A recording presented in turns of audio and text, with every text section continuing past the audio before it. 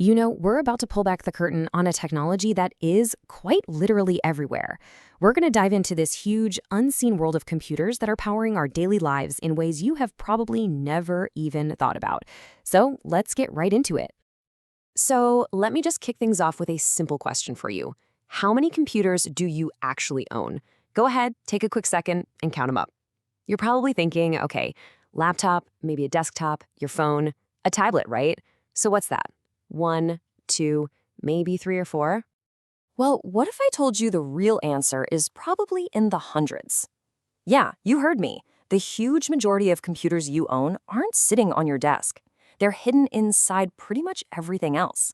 They are the silent, invisible workhorses of our modern world. So how is that even possible? Well, to really get it, we need to talk about two different kinds of computer brains. And honestly, this is the key difference that unlocks this whole hidden world of tech. Let's call them the brain versus the all-in-one system. Okay, so on one side, you've got the microprocessor.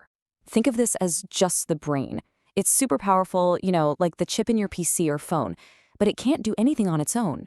It needs a whole support system, separate chips for memory, for input, for output, the whole shebang. But then on the other side, you've got the microcontroller. Now, this isn't just a brain, it's a complete all-in-one system packed onto a single tiny chip. It's got everything it needs right there on board to do one specific job and do it really, really well. This is what's running your microwave or controlling your car's brakes. All right, so what's the secret sauce here? What makes a microcontroller this self-sufficient little powerhouse? Let's zoom in a bit and take a look at its anatomy. See what's really packed onto that tiny piece of silicon. First up, just like its bigger cousin, it has a CPU, a central processing unit. This is the core, right? The part that actually does all the thinking. It fetches instructions, crunches the numbers, and makes decisions. You can really think of it as the engine of the whole operation. Next, it has its own memory built right in. And this usually comes in two flavors. You've got ROM, or read-only memory, which is where it stores its permanent program, like the unchangeable set of instructions for its one specific job. And then there's RAM, random access memory, which is basically its temporary workspace, a little scratch pad for calculations and whatever data it's working with right now. And this is absolutely crucial. I/O ports. That stands for input-output. The best way to think about these is as the microcontroller's senses and its hands. This is how it actually interacts with the physical world around it. Reading a button you press, turning on a little light, measuring temperature from a sensor, or telling a motor to spin. This is what truly makes it a controller. Okay, so now that we know what they are, let's circle back to that first question. Where are all these hundreds of hidden computers? Let's take a little tour of the world that they're secretly running.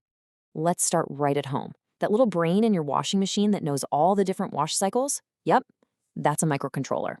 Every single remote control you've ever owned has one. Your digital clock, your kids' toys, even those old-school answering machines. All of them are powered by these little single-chip computers. Now, let's step outside and look at your car. A modern car can have dozens, sometimes even over 100 of these microcontrollers.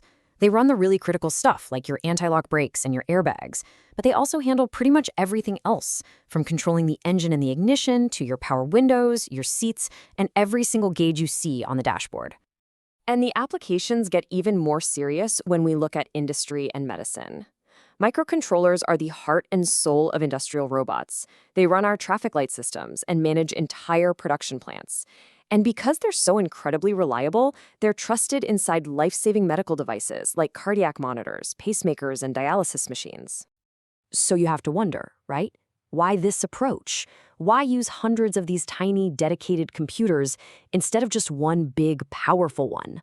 Why is this single chip, less is more design so incredibly successful and just everywhere? Well, it really all comes down to a few massive benefits. By putting everything on one chip, you slash the costs. Reliability just skyrockets because there are way fewer external parts and connections that can fail. They use a tiny amount of power and they're incredibly small, which means you can embed them in almost anything. And on top of all that, you can often upgrade their software without ever touching the hardware. It's just a really elegant engineering solution. So, if you wanted to boil this entire idea down to one perfect summary, this is it right here. A microcontroller is a complete computer system, CPU, memory, and I/O ports, all living together on a single integrated circuit, or IC. That's the magic of it. And that brings us to the future. We've seen how these hidden computers have totally shaped the world we live in, from our toasters to our traffic lights. So the question I want to leave you with is this. As the Internet of Things keeps exploding and everyday objects just get smarter and smarter, where do you think the next billion hidden computers are going to show up? In our clothes? Our furniture? Maybe even our food? It's definitely something to think about. Thanks for joining this explainer.